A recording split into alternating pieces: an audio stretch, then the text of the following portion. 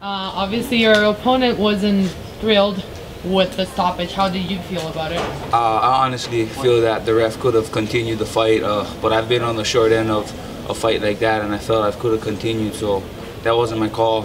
All respect to Eric; he's a game opponent, and you know, if I felt like he could have went more, and the ref did. You know, but the ref is watching out for the fighter's safety, and I guess the ref seen that he wasn't defending himself properly, and like I said, I just felt like Eric could have continued, but it wasn't in my favor. So I'm very happy about the victory. Yeah, it was a finish, and now you got 2 in a row for the first time in a while. And yes, you were just talking about how much Boss man told me I need to make finishes, so yo, I'm looking for that bonus and give me my next notice. Yeah, well, 2 finishes in a row, 2 wins in a row. Can you? Where can you aspire to now in the UFC? You were saying that the company likes you, that you've been told that they liked you, but you kind of needed to get the little streak to be able to ask for things. Yes. Where do you think that puts you? Well, I don't ask for fighters. I don't call out anybody specific, but I do like venues, and you know, my brother was fighting in Brazil, and I wanted to fight with him and support him. In Hawaii, we call it mana, which is like chi, ki, anything like it's from the inside, and all that mana came over here. So Hawaii gave me all that support, and it showed tonight, you know, that I pushed that out. But you know, bring UFC to Hawaii, please. Let me fight in front of my people. I travel all the way across the world. It took me a day to get to Brazil. So you know, let me fight in Hawaii, please, boss man. Dana, bring it to Hawaii. How was it? You mentioned your buddy Holloway. How was it? How important was it for you to be able to come with him, do that training with him preparing for such a big fight? Was that a factor? It's tremendous. You know, Hawaii is a small island. We're a really small island, and we take everything in, and we got to try and utilize each other. Max is a champion, and I was fortunate and privileged to call him my brother and my training partner. So it's a big. I know we gave each other the motivation to get it. We didn't come all the way to Brazil to lose. You know, so you know, obrigado Brazil, and I love you Hawaii. You know, that's the biggest thing, so thank you guys for that. How closely did you train together for this? Oh, we trained every day with each other. I've seen his ugly mug every day. You know, so after this, we'll take a break from each other. You know, we get these victories, and you know, we're gonna go take a little break, and then we'll be back in each other, trying to take each other's heads off.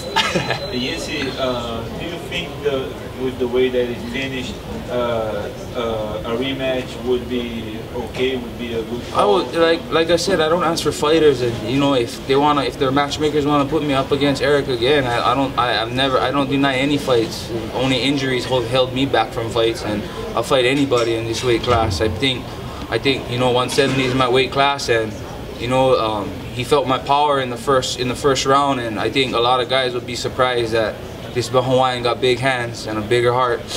I was going to ask you about this, about your fighting in 170 now. How did you feel out there?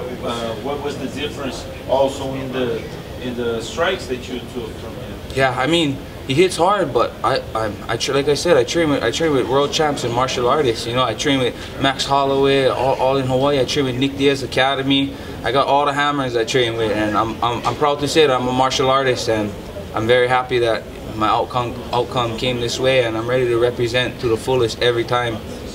Being close to the Diaz brothers, do you miss not watching them compete in the UFC? Yeah, man, those are my brothers, you know. But hey, you know them. They're trying to Nick's trying to get paid.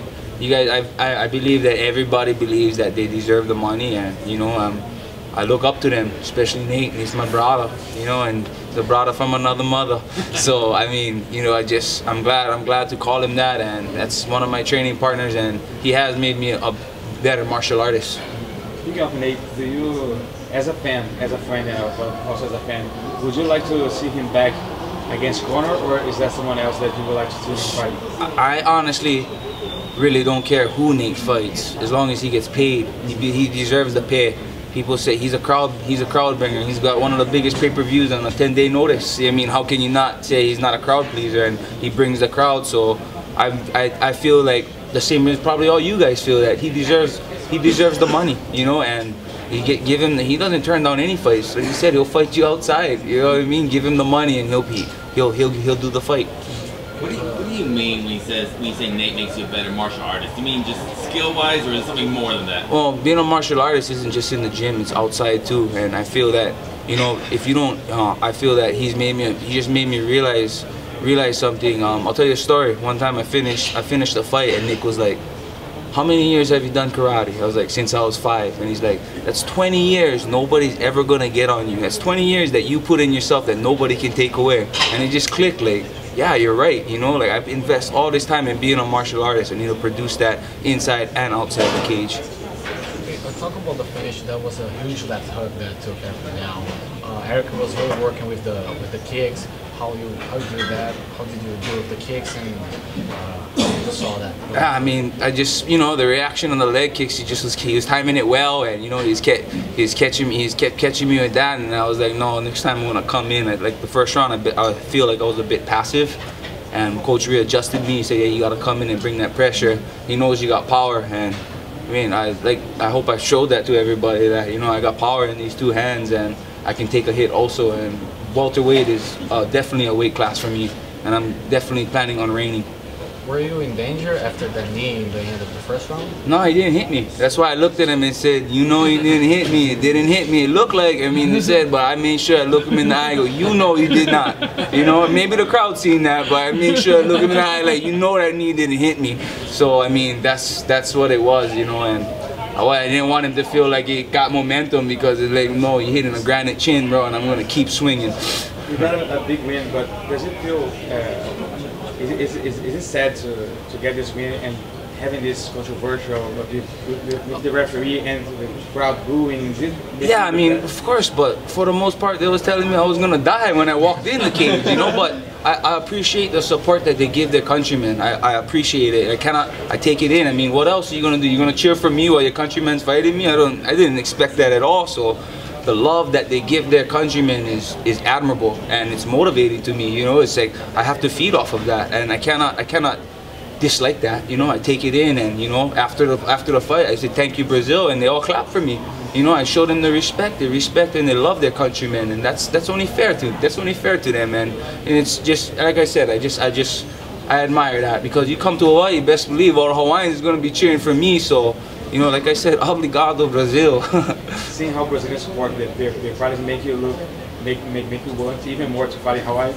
Of course, I mean, just in general, you know, coming into enemy territories, it's just like I gotta feed off of that. You take it in a negative aspect, and that's not a champion mindset. You go anywhere and you're ready to fight, and you gotta take in all the negative and the positivity. And are you going to eat a lot of pasta? Oh, man, I'm on like bowl 15, man. I'm trying to get to bowl 20 before I leave. I love acai. That's the best part of being a welterweight now. Yes, eating. Hawaiians love to eat, man. You ask Max, he said over here how much he weighs. You gonna be middleweight next fight? Nah. I mean, I fought at 205 and 185, but 170 is definitely my weight.